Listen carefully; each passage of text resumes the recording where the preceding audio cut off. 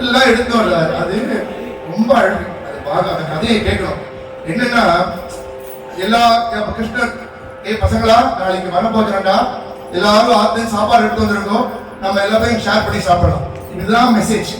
என்ன அப்போ அது என்னன்னா அந்த குழந்தைகள் என்ன பண்றதா ஆத்துக்கு போயிட்டு நாளைக்கு வரப்போஜனம் கிருஷ்ணனுக்கு சக்கரை பொங்கல் பிடிக்கும், நீ கிருஷ்ணனுக்கு பண்ணு அப்படின்னு ஒவ்வொரு குழந்தைகளும் தனக்கு பிடிச்சதை கேட்கலையா.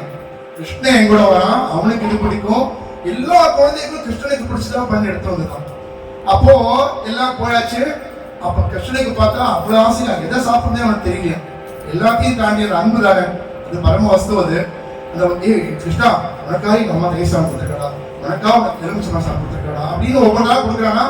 எல்லாம் சாப்பிட்றான்னா இது என்ன அழகுன்னா தயிர் சாப்பிட்ற அழகு வர்ணிப்பாரு. அதாவது ஒரு கையில ஊறுகாய் எடுத்துப்பானா, இன்னொரு தோல் மேல கை ஃப்ரெண்ட்ஸ் மேல கையை போட்டு தயிர் சாதம் சாப்பிட்றப்பே அந்த ஊறுகாயை நட்டிப்பாங்க. இதெல்லாம் தேவர்கள்லாம் பார்த்து பொறாமப்படுறாங்க. எப்பேற்பட்ட வஸ்து இது, நம்மள பார்க்கவே முடியல, இவ்வளோ வருஷ யுக கணக்கா காத்துட்டு இருக்கோம். அந்த வஸ்து என்ன பண்றது, சும்மா ஒரு மாட்டுக்கார பையன் தோல் மேல கையை போட்டு தயிர் சாதம் ஊறுகாய் நக்கி சாப்பிட்டு இருக்கு. அப்படி பொறாமப்படுறானா பிரம்மதேவருக்கும் அந்த பொறாம வந்துடும். பிரம்மதேவர் பண்ணாரா நமக்கு இதான் பண்ணி என்னதான் நம்ம பண்ணணும், அப்பதான் நமக்கு பண்ணுவான் அப்படி என்ன பண்ணாரா அத்தனை என்டையர் குரூப் எல்லாரையும் தூக்கின்னு போயிட்டான். கிருஷ்ணரை தவிர்த்து அத்தனை பேரையும் தூக்கின்னு போயாச்சான். ரொம்ப சுருக்கமா சொல்றேன். சோ கிருஷ்ணர் வந்து பாக்குறான், யாரும் இல்ல, மாடு இல்ல, கண்ணுக்குட்டி இல்ல, ஒரு தீங்கு இல்ல, அவனை தவிர்த்து யாரும் இல்லைங்க. சரி புரிஞ்சுட்டான், சரி இப்படிதான் வந்திருக்காரு. எக்ஸாக்டா என்னென்ன இருந்ததோ தானாவே அத்தனையும் ஆகணும். ஒரு கிருஷ்ண ஒரு கோப்பை பையனாராம், கோப்ப கண்ணுக்குட்டி ஆறாம், மாடாராம், அந்த கோப்ப பையன் கொண்டு வந்த டிஃபன் பாக்ஸ், தடி எல்லாமே அவனா ஆறாம்.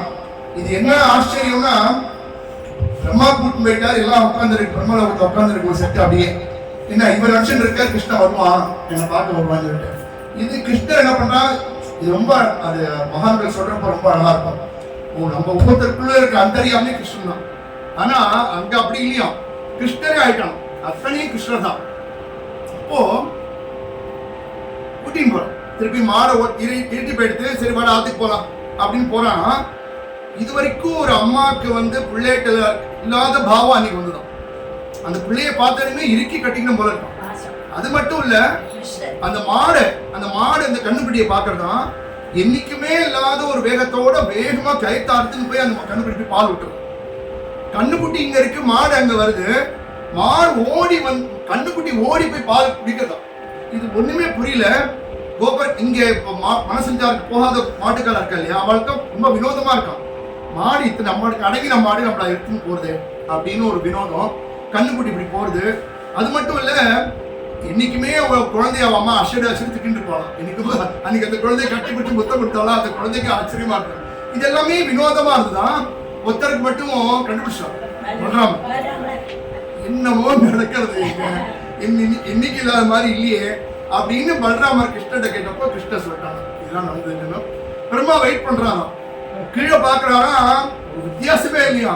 ஏன்னா அது இது ஜிராக்ஸா இது ஜிராக்ஸா, நம்ம எடுத்து வந்து இதுவான்னு கன்ஃபியூஸ் ஆயிட்டு கீழே போய் நமஸ்காரம் பண்றோம்.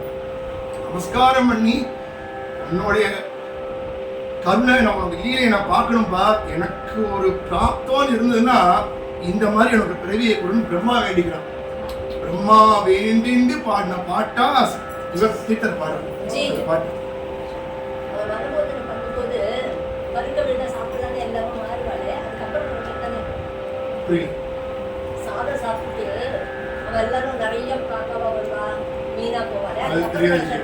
அந்த ஸ்டோரி எனக்கு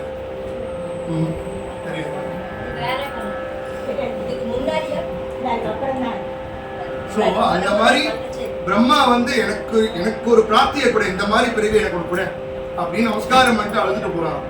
அப்படி சொல்றப்போ பிரம்மா இந்த மாதிரி பாடினார் அப்படின்னு தீர்த்தர் பாடுற இந்த பாட்டு ரொம்ப விசேஷம். பாட்டு நம்ம ஜெய கோகுல பாடம் நமக்கு தெரியும்.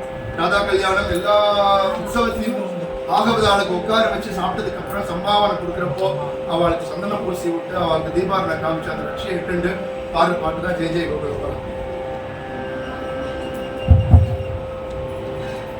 गोपिका जी जीवनस्वर्णं गोविन्द गोविन्द हृदे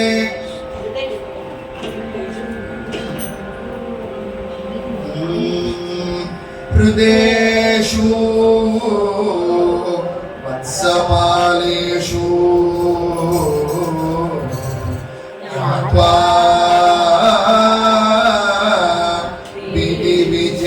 विधिविचेष्टितं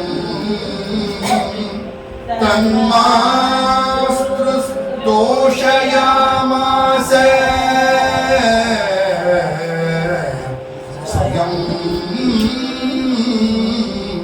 वत्सादि देहवाग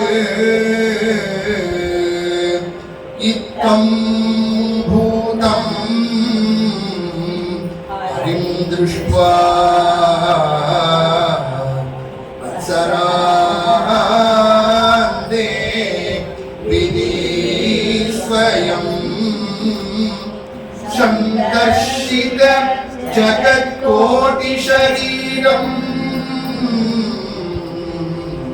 स्तौति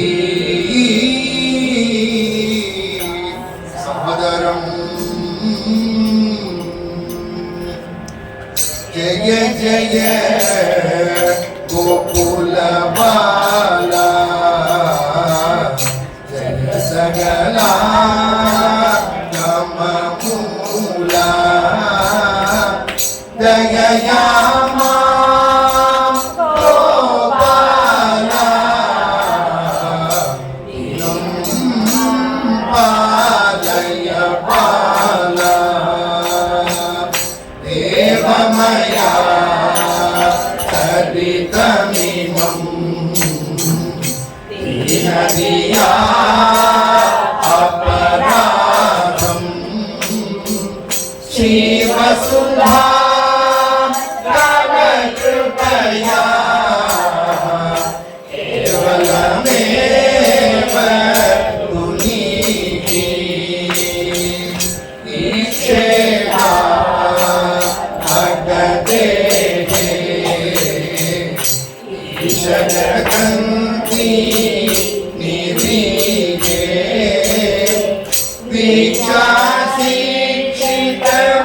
दीक्षाशिक्षितमोहे वेदान्ताकुलगे जगदन्त कोटिकर्णो जगदुदरान्तर सुतनो अगणित संचातमनो परिनिदा आश्रित देवो इतरमयीश्वर करुणा निघटय मोक्षा वरणम् सततं मे भव शरणम् साधय संस्कृतिकरणम् इति विधिना हरिगीतम् श्रुतिवचसा हरिचरितम् यदि नारायण कथितम्